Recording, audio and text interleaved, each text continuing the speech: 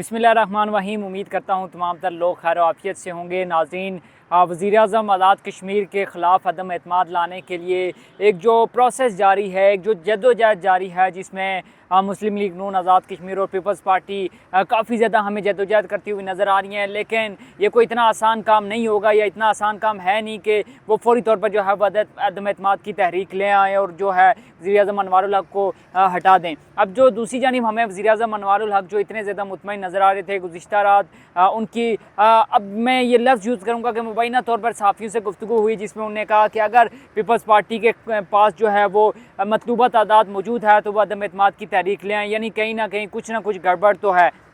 अब नून लीग की जो पार्लिमानी पार्टी है उसका आला सतही इजलास हुआ है, जिसमें ये वाज़ेह तौर पर फैसला किया गया है कि पीपल्स पार्टी का जो उम्मीदवार है, नामज़द उम्मीदवार जो होगा आज़ाद कश्मीर कानून साज असम्बली में वज़ारत उज़्मा के लिए, उसको नून लीग किसी सूरत जो है वो वोट नहीं देगी। अब नून लीग ने वाज़ेह कर दिया है अपने इजलास के बाद, जो इजलास की अंदरूनी कहानी है वो सामने आ गई है, जिसमें ये वाज़ेह तौर पर कहा गया है कि जो पीपल्स पार्टी है उसका जो उम्मीदवार है उसको तो हम वोट किसी सूरत नहीं देंगे। हाँ, अगर अनवारुल हक की हुकूमत गिरानी है तो उसको गिराने के लिए हम वोट लाजमी दे सकते हैं, लेकिन हुकूमत बनाने के लिए या फिर हुकूमत में बैठने के लिए हम किसी सूरत वोटिंग नहीं करेंगे।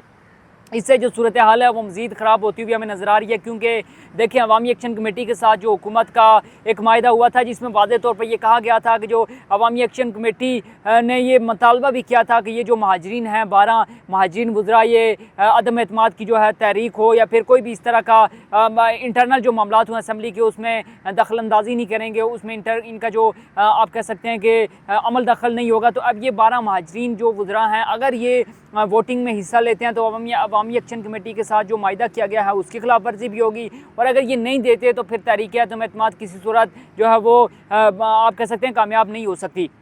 एक तरफ नून लीग ने ये आप कह सकते हैं बिला जवाज़ के नून लीग ने हाथ कर दिया पीपल्स पार्टी के साथ, तो दूसरी जानिब जो एक और मसला सामने आ गया, जिसमें ये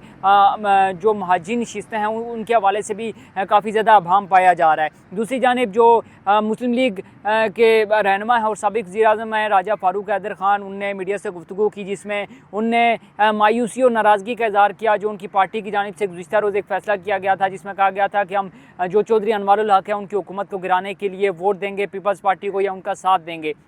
उन्हें काफ़ी ज़्यादा मायूसी और नाराज़गी का इज़हार किया है। तो ये जो एक मामलात हैं, ये कुछ आज़ाद कश्मीर के अंदर ये हमें समझ नहीं आ रहे कि किस तरह से चल रहे हैं। पीपल्स पार्टी ने दावा तो कर दिया था कि उनके नंबर पूरे हैं, लेकिन अब 2 बजे तक का जो उन्हें वक्त भी दिया था, तकरीबन 4 बजे के 4 से ज़ायद का वक्त हो गया है, लेकिन अभी तक तहरीक अदम एतमाद जो है वह असम्बली के अंदर जमा नहीं करवाई जा सकी। और ज़रा ये भी बता रहे हैं कि जो तहरीक अदम एतमाद लाने का फ़ैसला था उसको कुछ टाइम के लिए मौखर कर दिया गया है। अब नून लीग और पीपल्स पार्टी का इजलास होगा और हो सकता है कि जो नून लीग और पीपल्स पार्टी के बड़े हैं, यानी